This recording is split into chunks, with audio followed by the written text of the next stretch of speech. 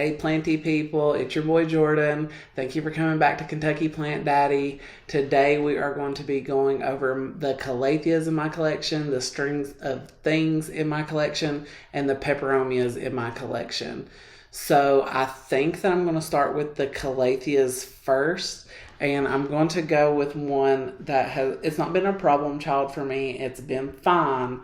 My cat nibbles on it some, and it doesn't grow, but it also doesn't need anything. And that is my Calathea rattlesnake. And as far as I can tell, this was one of the first plants I ever got. This is the cat nibblage that I was talking about. See how it's nibbling in? I cannot control my cats. They're insane.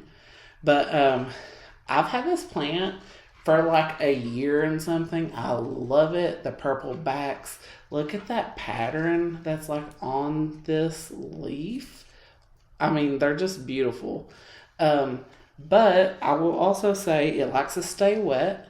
And it basically needs no light. It's in like a north-facing window room somewhere. It's not even close to a window.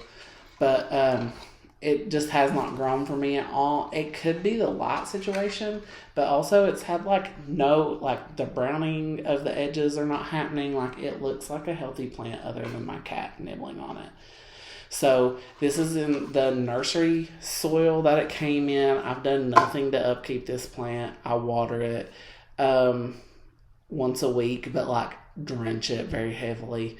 And it seems to be doing fine. So it's not a plant I plan on doing much with. So I'm just happy with its beauty for the time that it'll give it to me. Calathea number 2 is a Calathea White Fusion. And this is it. I got this from Plant Haven, Toronto. I'll be honest, when I first got it, it was fuller, but I think with adapting to my environment, me immediately switching it from soil to pond, it has had some effects, but this is a brand new leaf. This back here is a brand new leaf. It's given me growth. So I think that it's not too unhappy in my situation.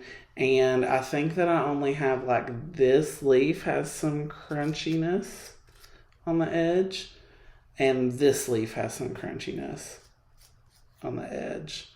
But nothing terrible. It's still a beautiful plant. And I've only had it like a month. So we're just going to have to see how it goes. That has like some purple on the back, which I don't think the camera is going to pick up. But, and then it has beautiful variegation. Like, it's just a beautiful plant. But this is like the notorious, like, can't keep it alive. It curls up. It does terrible plant. So I wasn't expecting it to do very well, especially since I manhandled it as soon as it got here. Okay, guys. The third and last Calathea in my collection is the Calathea orbifolia. It's beautiful. It has a predatory mite sachet on it. It's in pond. It likes to stay wet. I haven't had like a terrible pest problem, but I think the mites are keeping everything at bay for now. This has grown so much since I got it. I'm going to put a picture here when I got it. I got it from plantarena.com as like one of the little mini plugs. And it's doing really good for me. I do have my White Fusion and this orbifolia next to a humidifier that I just turn on once a day. And that seems to be enough for it as long as I keep it wet. There are maybe like, I don't know if you can see, there is a little browning on that one leaf. But nothing terrible. There's like a tip right there that's a little brown. But like overall, for like the bad name that Calatheas get, my 3 have been doing okay for me. I'm not unhappy with my Calatheas. So the first Peperomia I'm going to show you is Peperomia scandens. It's the 4th plant in this video, but the first Peperomia. This is my least favorite Peperomia that I own. It's been an okay plant to me, but like it's just one of those plants where like if it wasn't in my collection anymore, like I wouldn't be heartbroken about it. I bought this in a huge hanging basket from Meyer, and it got spider mites like so badly that I had to like chop it up and then root all of these cuttings in water, and then eventually I can put them in this leca, and it's just somewhere in my kitchen up against a north facing window, and it just like takes up a lot of space there, which is why I put it there. Otherwise, this doesn't seem like I plan on keeping it as a long-term plant because it just isn't bringing me, it's not sparking joy with me anymore. So this is the Peperomia scandens variegata. Okay, the second peperomia that I'm showing you is a watermelon peperomia, and I had this in soil. I cut it up and rooted it out in water, and then I just recently planted it in pond. So we're going to see how this does over the next few days. It might die back, it might become very beautiful, I'm not sure, but this is a watermelon peperomia. The third peperomia that I'm going to talk about is one of my favorites. It is a Peperomia verticulata, and this was one of the first plants I ever got. It's been so easy. It lives in front of a north-facing window. I've cut it numerous times. I've rooted all the cuttings. I've gifted it to my mom. I've gifted it to coworkers. It has just this unique look to it. It has like this dark green foliage, but underneath the foliage, all the leaves are like this red, and the stems are red. So it just has like a really cool color combination. And this is just one of my favorite house plants as far as peperomia go. It just is unique looking, the way that it grows and the color combination. So it sets apart from the other houseplants that I have. So the fourth peperomia that I have, I'm pretty sure is Peperomia frost. And this is my favorite peperomia that I own, mostly because I raised this from like a nothing. I'm going to put a picture here. And it really took off once I put it in semi-hydro and pond, which is what I'm hoping the watermelon peperomia does. But it just is such a healthy specimen, and I can just tell that it's so happy. It blooms. It's sending out flower after flower, which I cut off because I want to focus on the foliage of the plant. But it is in pond, and then like I'm using this little glass as a reservoir. But the color's beautiful, and I just love the deep ridges in this plant. It's just one of my favorite peperomias that I have. Peperomia frost, I think. Okay, my last peperomia is actually my first string of things, and that is going to be the Peperomia prostrata, or the string of turtles. And I actually have two of them. I bought these at the beginning of spring 2023, and it was mostly just the tops of the planters were filled, and they've spilled over. Can you see all of the flowers on this string of turtles? I really need to cut them all off, because if I did cut them off, like the plant would probably focus more on the turtles, but like this would take forever to cut all of the blooms off that I have on this string of turtles.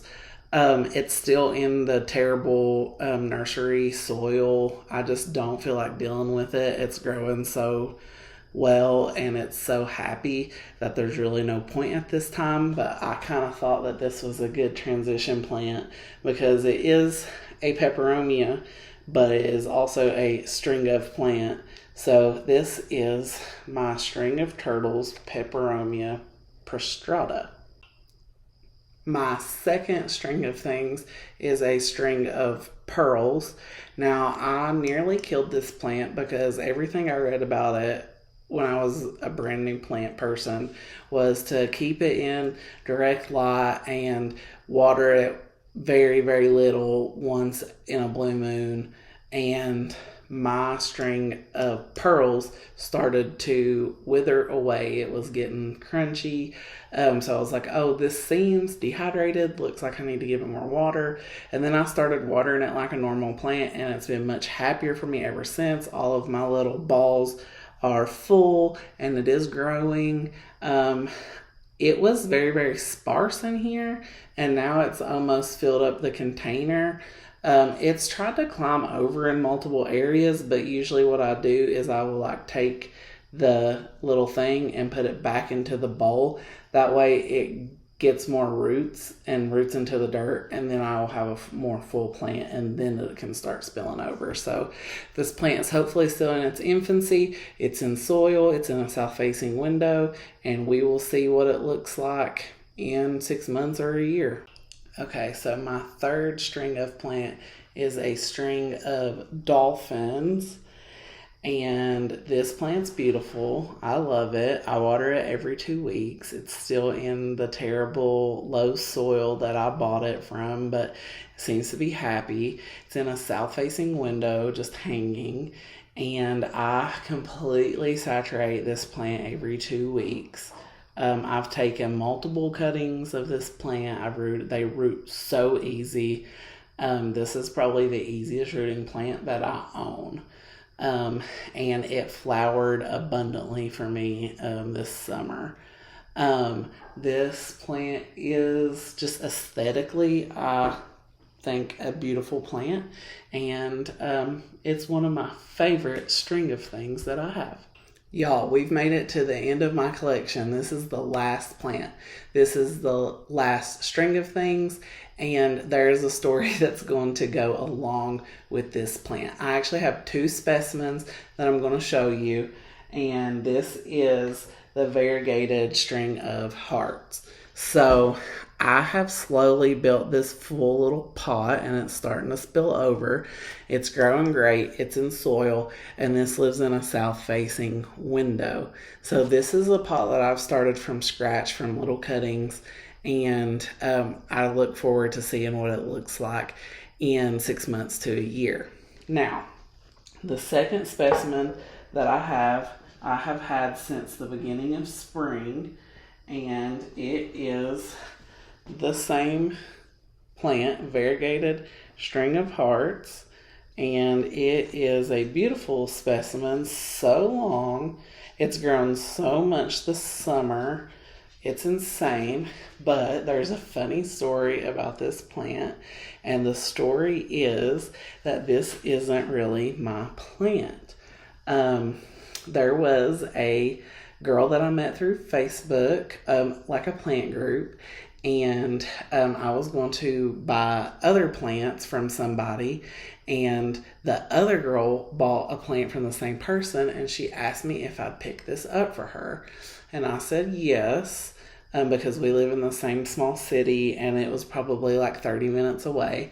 So I picked up my plant, and then I picked up her plant, which is this plant, and then there was like some things going around on Facebook saying that she was sick and that she wasn't answering my messages. So anyway, I still have this for her anytime.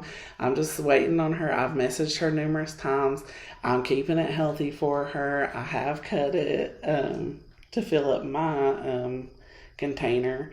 But it still looks beautiful, and I'd still be happy to give it to you anytime. I just thought that was a funny story because I inadvertently got a beautiful string of hearts, variegated, for no reason.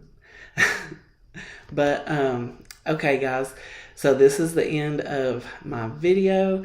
This is the end of introducing you to my collection. We're going to start rolling out some different content from now on. We can do some update videos. I'm going to do some favorite videos. I'm going to show you how my plants grow And anything that you guys want to see, leave down in the comments. I'd be happy to do a video on it. I'm going to do some semi-hydro videos. We can do some pot with me videos. Just a bunch of different stuff. You guys, please follow me on Instagram. I'm going to put it down here somewhere. And do not forget to subscribe to my channel here at Kentucky Plant Daddy. I'm Jordan. I'm really thankful for you guys watching to the end. If you did watch to the end, please throw up a peace sign in the comments. And I will see you guys in the next video.